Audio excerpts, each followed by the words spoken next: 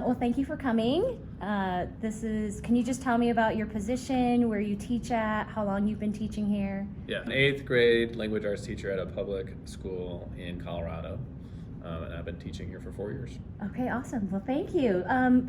I am here to interview about some of the emerging technologies and how you've been using it in your classroom and your opinions on it. So my first question to you is, how do you stay up to date on the technologies available, and what training or aid is available from the school to help you in this process? Nice. Well, first of all, I feel like how I stay up to date is definitely from Facebook and social media. Okay. I follow a lot of pages on social media now for that. Especially, I got into one recently about AI and how to use that in the classroom. But also certain things like GimKit, I'll see like pages for that.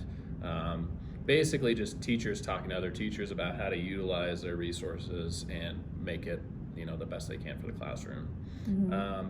As far as training that goes, though, there is like no training whatsoever here, Mm-hmm. which is definitely disappointing because not only do we have a lot that we want to bring into the classrooms for technology, but there's a lot of new things now that teachers don't really know a lot about, and it'd be nice if we had the space to talk about it. So yeah, that'd be nice to have, but we don't have it. Yeah, so do you feel like teachers learn based off of word of mouth and experience from other teachers who've Oh, yeah. explored it with it? I mean, that's 100% the ways that I've learned, is talking to my coworkers and then going to like conferences myself. There's nothing here. That's something you find. Yeah, from administration that tell us, Right. Ways to educate ourselves about this. Which So. is unfortunate because there's so many Yep. really cool things that we can learn. Thank you. So what are some emerging educational technologies that you are excited about and be able to maybe integrate in your classroom? Mm-hmm. And then do you feel like there's benefits with these technologies in the classrooms? Yes. I think what I'm most excited about is artificial intelligence, AI. For me, it's kind of weird because I'm a language arts teacher, so it's like, there's kind of a weird battle with language arts teachers and AI in a way, because you don't want it to write papers for you, but at the same time, it does help a lot. So I kind of have come into this career approaching it as utilize your resources. Mm-hmm. So I recently saw a student use Grammarly AI to better phrase a sentence that they wrote, and it did it very well. And I'm kind of like, well, I have that resource, but they aren't allowed to have that resource. For some reason, for me, that doesn't really add up. I kind of want to get to the point where, the students can use AI responsibly in class. So that's what I'm really excited about. And then also for me with AI, there's a bunch of AI now that's kind of that's making it easier for teachers to teach and have more time for teaching. And I definitely want to get more to the point where I can use AI to help me grade papers, because that takes up most of my time, and it would be nice to concentrate more on feedback rather than grading. Right. Because for me, it's all about the feedback. It's not really about the grading. So once AI makes my life easier and frees up more time for myself, then I can concentrate on things that I think are more meaningful. I think that sounds great. Yes.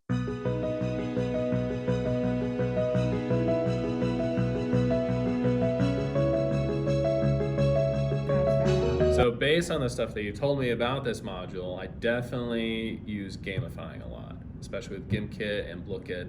Mm-hmm. And I utilize that whenever I need to do something for a test. Like I give a lot of roots tests. So I put all those terms into GimKit or Blookit, and then I put that out to students so they could study using those tools.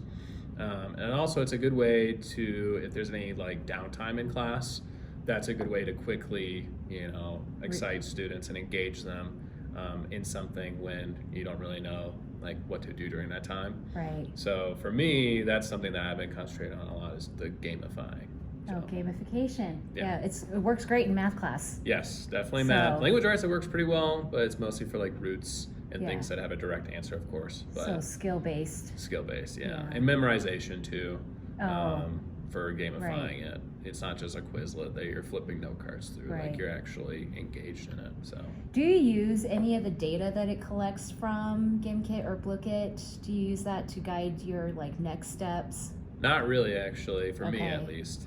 That's something I could probably be doing better, just because I don't really see it as a tool for my, like, I don't concentrate on GimKit or Bookit. I Uh-huh. just concentrate on having it fill gaps and give students time to Okay. practice. And with more engagement. Exactly. Okay. So it's not really for me like a part of the lesson for the day Got or it. anything like that. So Okay, thank you. And then do you feel like there's any challenges that you may see? yes, I mean the Wait. biggest one I would say is just going back to that. The answer to that first question is things are changing so rapidly. Nobody is telling us how to do anything. Right. Like it's just going to get harder and harder to really understand how to utilize this technology. Right. And it'd be nice if there was ways to learn this stuff without like paying money to take a class or something like that. Right. So I think that's going to become harder for people, especially as technology gets more complex, especially Right. with artificial intelligence. Yeah, I mean, technology changes so quickly, but then having professional development Yeah. doesn't move as quickly as technology evolves. No. So it's a challenge when you're trying to learn new things, but then there's not a lot of information out there, Yeah. or districts are falling behind in training. Yeah, I agree. And they don't put enough emphasis on technology, I would say, Right. district-wide. It's more about, we're talking about grading, we're talking about, classroom environments, stuff like that, but we should be talking about tools because, Right. that's a new way to learn.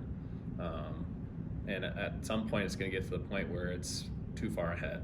Yeah, And exactly. I don't want to be behind that. I want Yeah. to be on it, so. Awesome. Okay, and last question for you. Are there any new technologies that if you could incorporate in your room, and what technology would that be and why? Any technology, I would say, ideally, it would be nice to work at a school that had a bunch of different technology that you can easily access.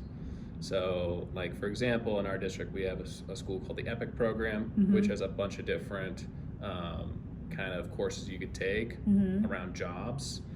So it'd be nice if you had a school like that, but, instead of the jobs, it'd be like, we have a room for VR if you want to utilize that.